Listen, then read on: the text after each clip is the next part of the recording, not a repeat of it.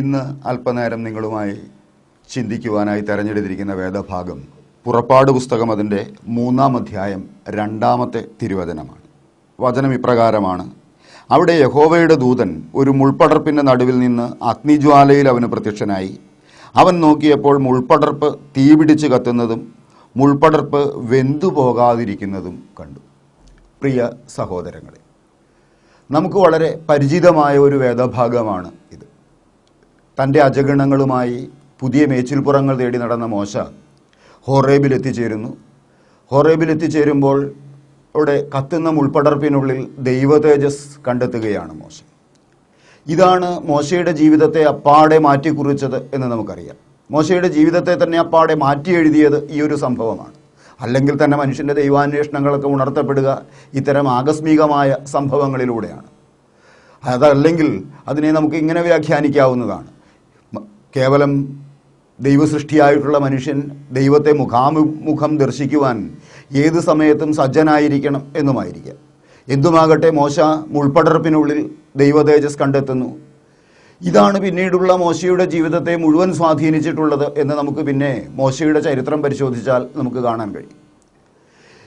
പിന്നെ മോശ ഏകാധിപതിയായ ഫറവോയുടെ മുമ്പിൽ ചെന്ന് നിന്നിട്ട് ദൈവം തെരഞ്ഞെടുത്ത തൻ്റെ ജനതയെ ആരാധനയ്ക്കായി വിട്ടയക്കുക എന്ന് ശക്തമായി ഫറവോനോട് ആവശ്യപ്പെടുവാൻ പ്രേരിപ്പിക്കുന്നതും ഈ ഒരു തേജസ്സിൻ്റെ ദർശനം തന്നെയാണ്. എന്ന് വെച്ചാൽ ഞാൻ ഉദ്ദേശിച്ചത്, മോശ ആത്മനിറവിലേക്ക് കടന്നു വരുന്നത്, ആത്മാവാൽ നിറയപ്പെടുന്നത് ഈ ദൈവ തേജസ്സിൻ്റെ ദർശനത്തിലൂടെയാണ്. സഹോദരങ്ങളെ, മോശ പിന്നിട്ട പാതകളിൽ മുഴുവൻ ഈ മുൾപടർപ്പിലെ തേജസ് മോശയെ പിന്തുടർന്നിരുന്നു എന്ന് വിശുദ്ധ വേദപുസ്തകം നമ്മളെ പഠിപ്പിക്കുന്നുണ്ട്. ഫറവോയുടെ കഠിനമായ ഹൃദയശാഠ്യങ്ങളിൽ, അതിനുശേഷമാകട്ടെ പിന്നീട് വിമോചനത്തിൻ്റെ മരുപ്രയാണങ്ങളിൽ കേവലം 13 ദിവസം കൊണ്ട് എത്തിച്ചേരാവുന്ന ദൂരം അവർ താണ്ടിയത് 40 വർഷം കൊണ്ടാണ്. ഈ 40 വർഷങ്ങൾക്കിടയിലാകട്ടെ താൻ ആട്ടിത്തെളിയിക്കുന്ന തൻ്റെ ജനതയുടെ ഇടർച്ചകൾ, തൻ്റെ ജനതയുടെ ഉലച്ചിലുകൾ, അവരുടെ കലഹങ്ങൾ. മോശ ദൈവ തേജസ്സിൻ്റെ മലകളിലേക്ക് കയറിപ്പോകുമ്പോൾ ജനം പലപ്പോഴും താഴെ കാളക്കുട്ടികളെ ആരാധിക്കുകയാണ്. ഏകദൈവത്തിൻ്റെ ആരാധനയിൽ നിന്ന് വഴുതി മാറിപ്പോകുന്ന സംഭവങ്ങളും നമുക്ക് കാണാൻ ഇടവരുന്നു. ഇങ്ങനെ പിൽക്കാലത്ത് മോശ ചവിട്ടി നടന്ന തൻ്റെ പാതകളിൽ അപ്പാടെ ഈ മുള്ള് മോശയുടെ ജീവിതത്തിൽ ഉണ്ടായിരുന്നു എന്നാണ് ഞാൻ ചിന്തിക്കുക. അപ്പോൾ ഞാൻ ഇതിലൂടെ നിങ്ങളോട് പങ്കുവയ്ക്കാൻ ആഗ്രഹിക്കുന്നത്, സഹോദരങ്ങളെ, ഇതുമാത്രമാണ്: നാം ദൈവ തേജസ് കണ്ടെത്തേണ്ടത് തീർച്ചയായും മുൾപടർപ്പുകളിൽ ഉള്ളിൽ തന്നെയാണ്. മുൾപടർപ്പിൻ്റെ ഉള്ളിൽ തന്നെയാണ് ദൈവ തേജസ് കണ്ടെത്തേണ്ടത്. നമ്മുടെ സഹനത്തിൻ്റെ, കഷ്ടതയുടെ, ജീവിതത്തിലെ പ്രയാസങ്ങളുടെ മധ്യത്തിൽ ദൈവാനുഭവത്തിലേക്ക് കടന്നു വരുവാൻ, അപ്പോഴാണ് യഥാർത്ഥത്തിൽ ദൈവ തേജസ് നമ്മളിലേക്ക് വന്ന് നിറയുക എന്നാണ് മോശയുടെ അനുഭവം യഥാർത്ഥത്തിൽ നമ്മളെ പഠിപ്പിക്കുന്നത്. മോശ അതുകൊണ്ടാണ് ഈ ജനതയുടെ ഇടർച്ചകൾക്കുള്ളിൽ നിന്ന് മോശ നേരെ ദൈവ തേജസ്സിൻ്റെ മലകളിലേക്ക് തന്നെ കയറി പോവുകയാണ്. അവിടെ നിന്ന് ഇറങ്ങി വരുമ്പോൾ നാം ഇപ്രകാരമാണ് വായിക്കുക: ഇറങ്ങി വരുന്ന മോശയുടെ മുഖം തേജസ് കൊണ്ട് നിറഞ്ഞിരുന്നു, മറ്റാർക്കും നോക്കാനരുതാത്ത വിധം അവൻ്റെ മുഖം ദൈവ തേജസ്സാൽ നിറഞ്ഞിരുന്നു എന്നാണ് നമ്മൾ വായിക്കുക. അതുകൊണ്ട് എന്നെ കേൾക്കുന്ന പ്രിയപ്പെട്ട സഹോദര സഹോദരി, നീ ഒന്ന് ചിന്തിക്കുക. നീ ഏതെങ്കിലും രോഗപീഠയാൽ വലയുന്നവനാണോ? നീ ഏതെങ്കിലും സാമ്പത്തിക ക്ലേശത്താൽ വലയുന്നവനാണോ? നീ ക്ഷതങ്ങളും നിന്ദനങ്ങളുമേറ്റ് സമൂഹത്തിൽ നിന്ന് ഒറ്റപ്പെട്ട് ഒരു തുരുത്തു പോലെ മാറി നിൽക്കുന്നവനാണോ? നീ തീർച്ചയായും ചിന്തിക്കുക, നിന്നിൽ ദൈവ തേജസ് ദർശിക്കുവാൻ തുടങ്ങുന്നു. ഇത് നമുക്ക് പൂർണ്ണമായി വേദപുസ്തകം തന്നെ തരുന്ന ഒരു ചിത്രമാണ് എന്ന് ഞാൻ കരുതുകയാണ്. നാം പുതിയ നിയമത്തിലേക്ക് കടന്നു വന്നു കഴിയുമ്പോൾ നമുക്കറിയാം, കൊരിന്ത്യർ ലേഖനം അതിൻ്റെ 12-ാം അധ്യായം 9 മുതലുള്ള വചനങ്ങളിലൂടെ നമ്മൾ കാണുന്നുണ്ട്, പൗലോസ് അപ്പോസ്തലൻ കർത്താവായ യേശു ക്രിസ്തുവിന് വേണ്ടി തീഷ്ണതയോടുകൂടി ഓടിത്തീർത്ത ഒരു വ്യക്തിയാണ് പൗലോസ് അപ്പോസ്തലൻ. പക്ഷേ പൗലോസിൻ്റെ ജീവിതത്തിൽ അലോസരപ്പെടുത്തിയ ഒരു മുള്ള് അവനെ അലട്ടിയിരുന്നു എന്ന് വിശുദ്ധ വചനം നമ്മളെ പഠിപ്പിക്കുന്നു. അവൻ്റെ ജീവിതത്തിൽ അവനെ അലോസരപ്പെടുത്തിയ ഒരു മുള്ള് അവനെ ശല്യപ്പെടുത്തിയിരുന്നു അത്രേ. ഈ മുള്ള് എന്തായിരുന്നു എന്നുള്ളതിനെക്കുറിച്ച് വേദശാസ്ത്ര പണ്ഡിതന്മാർക്കിടയിലേറെ തർക്കങ്ങളുണ്ട്. അതെന്തുമാകട്ടെ, അതിലേക്ക് നാം കടന്നു പോകേണ്ടതില്ല. എന്തായാലും പൗലോസിൻ്റെ ജീവിതത്തിൽ അവന് ഭാരമായി, അവൻ്റെ ഒരു കഷ്ടതയായി, അവൻ്റെ ഒരു സഹനമായി അവൻ പിന്തുടർന്നിരുന്ന ഒരു മുള്ള് ഉണ്ടായിരുന്നു എന്ന് വചനത്തിൽ നമ്മൾ വായിക്കുന്നു. ഈ മുള്ള് മാറ്റിത്തരണമെന്ന് പൗലോസ് അപ്പോസ്തലൻ 3 വട്ടം ദൈവത്തോട് പ്രാർത്ഥിച്ചു എന്ന വചനം രേഖപ്പെടുത്തുക. ഈ 3 വട്ടവും കർത്താവിൻ്റെ മറുപടി എന്താണ്? മുള്ള്, മകനെ അവിടെ തന്നെ ഇരിക്കട്ടെ, നിനക്ക് എൻ്റെ കൃപ മതി. സഹോദര സഹോദരി, നീ കഷ്ടത അനുഭവിക്കുന്നുവെങ്കിൽ, നീ രോഗപീഠ അനുഭവിക്കുന്നുവെങ്കിൽ, നീ ഒരു കിടപ്പ് രോഗിയായിട്ടാണ് ഇരിക്കുന്നത് എങ്കിൽ നീ തിരിച്ചറിയുക, നിന്നോടും നിൻ്റെ തമ്പുരാൻ ഇത് തന്നെയാണ് നിൻ്റെ ചെവിയിൽ പറയുക. മകനെ, നിൻ്റെ മുള്ളുകളെ ഓർത്തല്ല നീ പലപ്പോഴും പ്രാർത്ഥിക്കേണ്ടത്. നമ്മളൊക്കെ നമ്മളുടെ ഈ കൊച്ചു ജീവിതത്തിൽ മുള്ളുകൾ ഒഴിഞ്ഞു കിട്ടുവാൻ വേണ്ടി ഏറെ പ്രാർത്ഥിക്കുന്നവരാണ്. നമ്മുടെ സങ്കടങ്ങൾ ഒഴിഞ്ഞു കിട്ടുവാൻ വേണ്ടി, നമ്മുടെ പ്രശ്നങ്ങൾ ഒഴിഞ്ഞു കിട്ടുവാൻ വേണ്ടി, ഇതിനൊക്കെ വേണ്ടി ഒത്തിരി പ്രാർത്ഥിക്കുന്നവരാണ്. പക്ഷേ ഞാനതിനെ ഇങ്ങനെയാണ് സഹോദരങ്ങളെ കാണുക. ഇവിടെ മോശ ദൈവത്തെ കണ്ടെത്തുന്നത്, ദൈവ തേജസ്സിനെ കണ്ടെത്തുന്നത് മുൾപടർപ്പിലാണ്. ഈ മുൾപടർപ്പ് കത്തി എരിയുന്നു എങ്കിൽ പോലും അത് വെന്തുപോകാതിരിക്കുന്നു എന്നാണ് വചനം നമ്മളോട് പറയുക. നാമൊക്കെ നമ്മുടെ കൊച്ചു പ്രശ്നങ്ങളിൽ, ഈ പ്രശ്നങ്ങളിലേക്ക് മാത്രം നോക്കിയിരുന്ന് ഇതിൽ തന്നെ വെന്ത് ഉരുകിപ്പോകുന്നു എന്നതാണ് നമ്മുടെ പ്രശ്നം. നാം നമ്മുടെ പ്രശ്നങ്ങളിൽ കത്തി ഉരുകി തീരുകയാണ്. ഉമിത്തി നീറുന്നത് പോലെ നമ്മുടെ പ്രശ്നങ്ങളിലേക്ക് മാത്രം നോക്കിയിരുന്നിരുന്നിരുന്ന് നമ്മൾ ഉരുകി തീരുകയാണ്. അതിനൊപ്പം നമ്മളുടെ പ്രശ്നങ്ങൾ നമ്മളെയും വിട്ട് വലുതായിക്കൊണ്ടിരിക്കുന്നു. എല്ലാ ബലവും വിട്ട് കഴിയുമ്പോഴാണ്, എല്ലാ ബലവും നഷ്ടപ്പെട്ട് കഴിയുമ്പോഴാണ് ഏറ്റവും ഒടുവിലത്തെ ആശ്രയമായിട്ടാണ് നാം തമ്പുരാൻ്റെ സന്നിധിയിലേക്ക് കടന്നു വരിക. ഇതുകൊണ്ടാണ് പ്രശ്നങ്ങൾ നമ്മളെ കീഴടക്കുക എന്നതാണ് നമ്മളുടെ ജീവിതത്തിൽ സംഭവിക്കുക.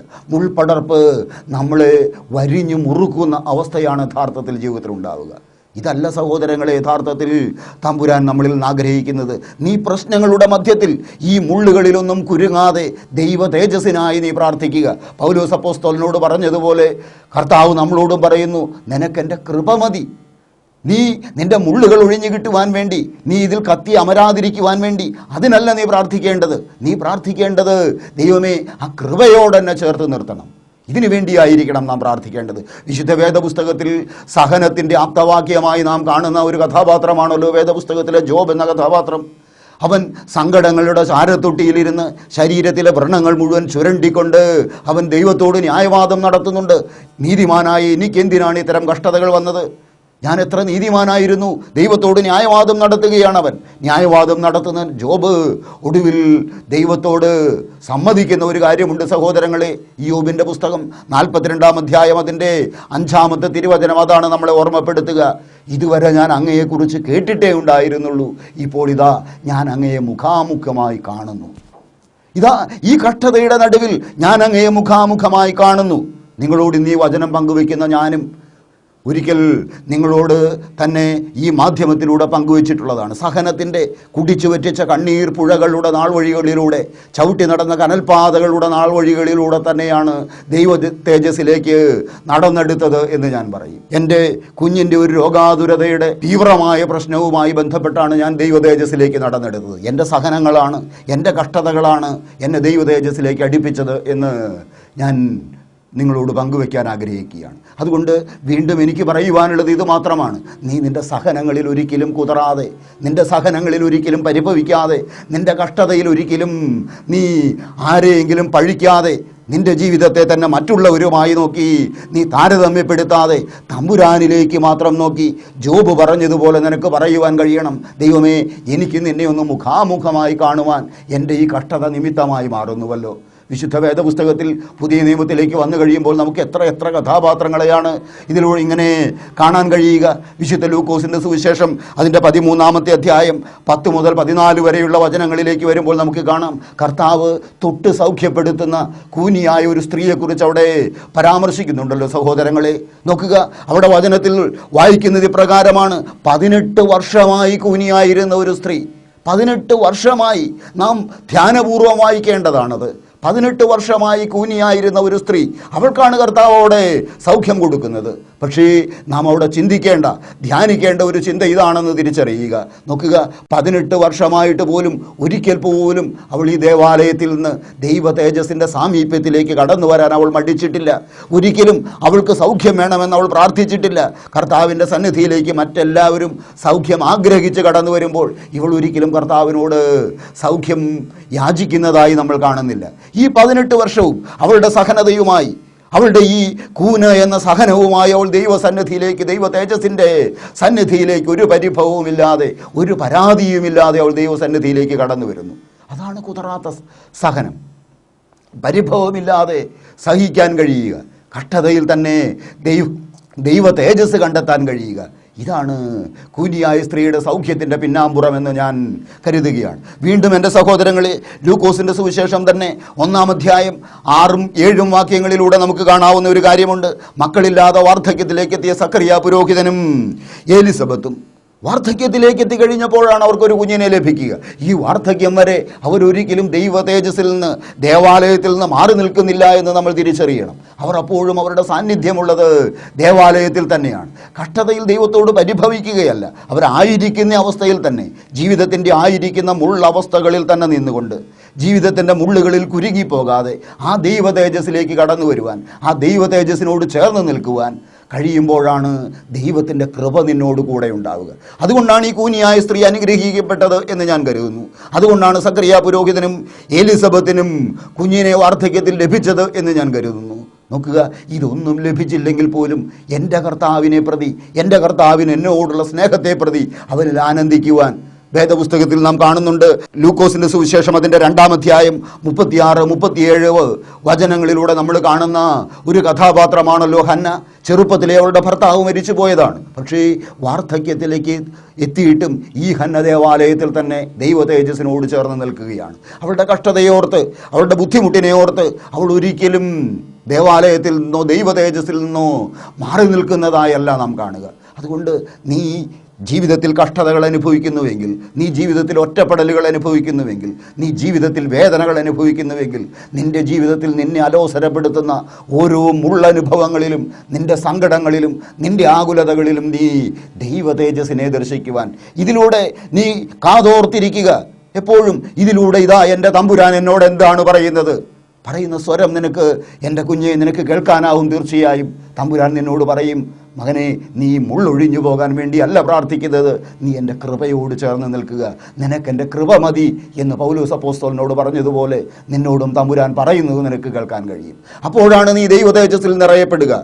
എൻ്റെ തൊട്ട് സമീപവാസിയായിരുന്ന ഒരു ചേട്ടൻ, ഞങ്ങളുടെ നാട്ടിലെ നല്ല അധ്വാനിയായിട്ടുള്ള കൂലിവേല ചെയ്ത് ജീവിച്ചു കൊണ്ടിരുന്ന നല്ലൊരു മനുഷ്യൻ, നീതിമാനായ ഒരു മനുഷ്യൻ, സ്വയം സങ്കല്പിക്കുന്ന നീതിയുടെ ചിട്ടവട്ടങ്ങൾക്കുള്ളിൽ ജീവിച്ചു പോകുന്ന, കൊടുക്കുന്ന കൂലിക്ക് അതിനേക്കാൾ ഇരട്ടി അധ്വാനിക്കുകയും സത്യസന്ധതയോടെയും ജീവിച്ച ഒരു മനുഷ്യൻ. പക്ഷേ സമൂഹത്തിൽ എനിക്ക് അദ്ദേഹത്തിൻ്റെ കുഴപ്പമായി തോന്നിയിരുന്ന ഒരു കാര്യം ഇത് മാത്രമായിരുന്നു. അദ്ദേഹത്തോട് ദൈവത്തെക്കുറിച്ച്, കർത്താവിനെക്കുറിച്ച് ഒരു വാക്കുപോലും അദ്ദേഹത്തോട് പറയാൻ കഴിയുമായിരുന്നില്ല. അദ്ദേഹത്തിൻ്റെ കുറേ നീതിശാസ്ത്രങ്ങളുണ്ട്. പക്ഷേ ഒടുവിൽ ഒരു സുപ്രഭാതത്തിൽ കുറച്ച് നാളുകൾ കഴിഞ്ഞപ്പോഴാണ് അദ്ദേഹത്തിന് ബ്രെയിൻ ട്യൂമറാണ് എന്നറിയുന്നു. അപ്പോഴും അദ്ദേഹം ദൈവത്തെ സ്നേഹിക്കാനോ ദൈവത്തിലേക്ക് മടങ്ങി വരാനോ ഒന്നും തയ്യാറായില്ല. ചികിത്സകളുടെയൊക്കെ ഏതാണ്ട് പാരമ്യത്തിലേക്ക് എത്തിക്കഴിഞ്ഞപ്പോഴാണ് ഒരു സുപ്രഭാതത്തിൽ പലവട്ടമുള്ള നിർബന്ധങ്ങൾക്ക് വിധേയമായി ഒടുവിൽ അദ്ദേഹം ഈ ധ്യാന കേന്ദ്രത്തിൽ ധ്യാനത്തിന് കടന്നു വരുന്നു. ധ്യാനത്തിന് കടന്നു വന്ന് ഞങ്ങളുടെ ഇടവക വികാരിയുടെയും എൻ്റെയും ഒക്കെ നിർബന്ധത്തിന് വശമതനായിട്ടാണ് ധ്യാനത്തിന് കടന്നു വന്നു, കുടുംബമായി കടന്നു വന്നു. ധ്യാനം കഴിഞ്ഞ് അദ്ദേഹം ഈ പടികൾ ഇറങ്ങിപ്പോയത് അദ്ദേഹം പറഞ്ഞു, ദൈവമേ, ഞാൻ ഇതുവരെ നിന്നെ അറിയാതെയാണല്ലോ ഞാൻ ജീവിച്ചത്. യോബ് പറഞ്ഞതുപോലെ ഈ കഷ്ടതയിൽ നിന്നുകൊണ്ട് ഈ കുഞ്ഞപ്പൻ ചേട്ടൻ ഞങ്ങളുടെ ഇടവകയോടായി പിന്നീട് വിളിച്ചു പറഞ്ഞു, ഇതുവരെ ഞാൻ എൻ്റെ ദൈവത്തെ അറിയാതെയാണ് ജീവിച്ചതെങ്കിൽ ഇന്ന് ഞാൻ നിങ്ങളോടായി പറയുന്നു, എൻ്റെ ഈ രോഗത്തിലൂടെ ഞാനിതാ എൻ്റെ ദൈവത്തെ മുഖാമുഖമായി കണ്ടിരിക്കുന്നു.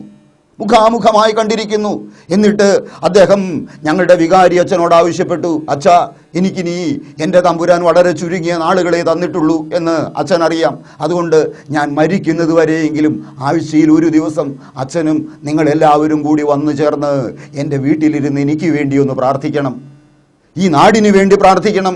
ഇനിയും ദൈവവചനത്തിൻ്റെ മുമ്പിൽ അടഞ്ഞു കിടക്കുന്ന ഒത്തിരി ഭവനങ്ങളുണ്ട്, ദൈവ തേജസ് ദർശിക്കാത്ത ഒത്തിരി ഭവനങ്ങളുണ്ട്. ഈ ഭവനങ്ങളുടെ വാതിലുകളെല്ലാം തുറക്കപ്പെടുന്നതിന് വേണ്ടി നമുക്ക് ഇവിടെ എൻ്റെ ഭവനത്തിൽ ഒത്തുചേർന്നിരുന്ന് പ്രാർത്ഥിക്കണം. അദ്ദേഹം മരിക്കുന്നത് വരെ എല്ലാ ആഴ്ചയും ആ ഭവനത്തിൽ ഞങ്ങൾ ഒന്നുചേർന്നിരുന്ന് പ്രാർത്ഥിക്കുമായിരുന്നു. ഞാൻ പറഞ്ഞു വന്നത് സഹോദരങ്ങളെ, ആ കഷ്ടതയിലൂടെയാണ്, ആ രോഗാവസ്ഥയിലൂടെയാണ് അദ്ദേഹം വളരെ സന്തോഷത്തോടുകൂടി, വളരെ ഒരുക്കത്തോടുകൂടി, മനസ്സൊരുക്കത്തോടുകൂടി തന്നെ കർത്താവിൻ്റെ സന്നിധിയിലേക്ക് വാങ്ങിപ്പോയത് എന്ന് ഞാൻ പറയും. അദ്ദേഹം ദൈവത്തെ മുഖാമുഖമായി കാണുവാൻ അദ്ദേഹത്തിന് കഴിഞ്ഞു. പ്രിയപ്പെട്ട സഹോദരങ്ങളെ, അതുകൊണ്ട് നീ നിൻ്റെ ജീവിതത്തിൽ കഷ്ടതകൾ അനുഭവിക്കുന്നുവെങ്കിൽ, നീ നിൻ്റെ ജീവിതത്തിൽ ബുദ്ധിമുട്ടുകൾ അനുഭവിക്കുന്നുവെങ്കിൽ, ഞാൻ പറയട്ടെ, തീർച്ചയായും അതിലൂടെ നിന്നോട് നിൻ്റെ തമ്പുരാൻ എന്തോ പറയുന്നുണ്ട്. തീർച്ചയായും നിന്റെ തമ്പുരാൻ നിന്നോട് എന്തോ പറയുന്നുണ്ട്. നാം ഒക്കെ നമ്മുടെ കഷ്ടതയുടെ മുൾപടർപ്പുകൾക്കുള്ളിൽ കുരുങ്ങിപ്പോകുന്നു, വെന്തുപോകുന്നു എന്നുള്ളതാണ് നമ്മുടെ പ്രശ്നം. നമ്മൾ ആ തേജസ് ഒരിക്കലും ദർശിക്കുവാനാകുന്നില്ല. നാം നമ്മുടെ പ്രശ്നങ്ങളിലേക്ക് മാത്രം നോക്കി നിൽക്കുകയാണ്.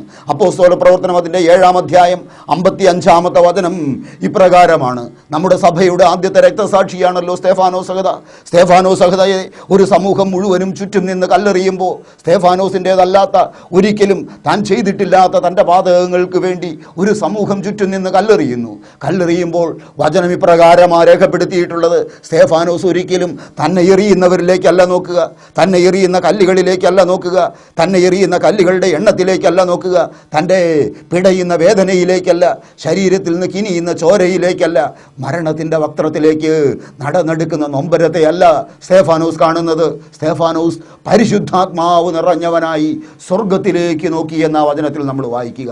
നമ്മളൊക്കെ നമ്മളുടെ ജീവിതത്തിൽ സഹോദരങ്ങളെ, ഒരു കൊച്ചു പ്രശ്നം കടന്നു വന്നു കഴിയുമ്പോൾ, ഒരു രോഗം കടന്നു വന്നു കഴിയുമ്പോൾ, ജീവിതത്തിലെ ഒരു മുള്ളനുഭവം നാം നേരിട്ട് കഴിയുമ്പോൾ നാം അതിലേക്ക് മാത്രം നോക്കിയിരിക്കുന്നു, ഈ പ്രശ്നങ്ങളിലേക്ക് മാത്രം.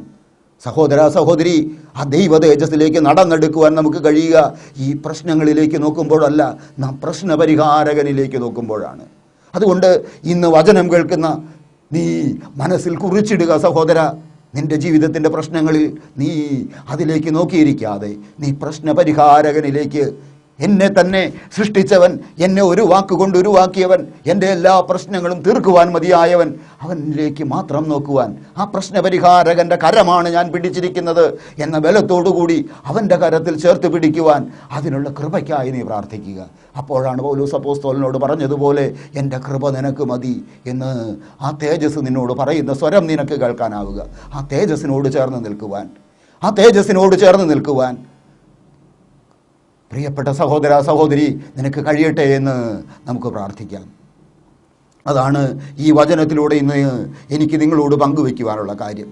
മോശ മുൾപടർപ്പിൽ ദൈവ തേജസ് കണ്ടെത്തുകയും മുൾപടർപ്പ് കത്തിയെരിയുന്നത് കാണുമ്പോൾ പോലും അത് വെന്തുപോകാതിരിക്കുന്നത് കാണുന്നു. നീ നിൻ്റെ പ്രശ്നങ്ങളുടെ മധ്യത്തിൽ കത്തിയെരിഞ്ഞു പോകാതെ നീ ദൈവ തേജസ്സിൽ നിറഞ്ഞു നിൽക്കുവാൻ, അതിനാണ് നിൻ്റെ തമ്പുരാൻ നിന്നെ വിളിച്ചിട്ടുള്ളത്.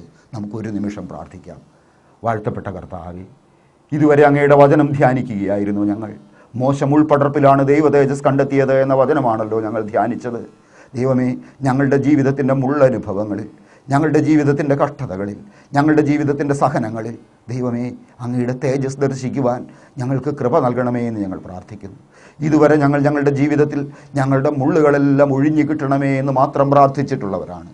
ദൈവമേ, പൗലോസ് അപ്പോസ്തലനോട് അങ്ങ് പറഞ്ഞത് ഞങ്ങൾ കേട്ടു. നിൻ്റെ മുള്ളുകളെല്ലാം നീങ്ങിപ്പോകുന്നതിനല്ല, നീ കൃപയോട് ചേർത്ത് നിൽക്കുന്നതിനാണ് പ്രാർത്ഥിക്കേണ്ടത് എന്ന് പൗലോസ് അപ്പോസ്തലനെ അങ്ങ് ഓർമ്മപ്പെടുത്തുന്നുണ്ടല്ലോ. ഞങ്ങളും അങ്ങയോട് പ്രാർത്ഥിക്കുന്നു. ദൈവമേ, അങ്ങയുടെ കൃപയോട് ഞങ്ങളെ ചേർത്ത് നിർത്തണം.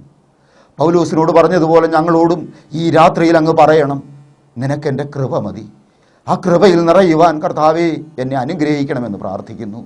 ഞങ്ങൾ ഓരോരുത്തരും ആയിരിക്കുന്ന അവസ്ഥയിൽ ഞങ്ങളെ തന്നെ സമർപ്പിക്കുന്നു. ശുദ്ധിമതിയായ മാതാവേ, സകല പരിശുദ്ധന്മാരുമേ ഈ ശുശ്രൂഷയ്ക്കായി മാധ്യസ്ഥം വഹിക്കണമേ. പിതാവിൻ്റെയും പുത്രൻ്റെയും പരിശുദ്ധാത്മാവിൻ്റെയും നാമത്തിൽ തന്നെ.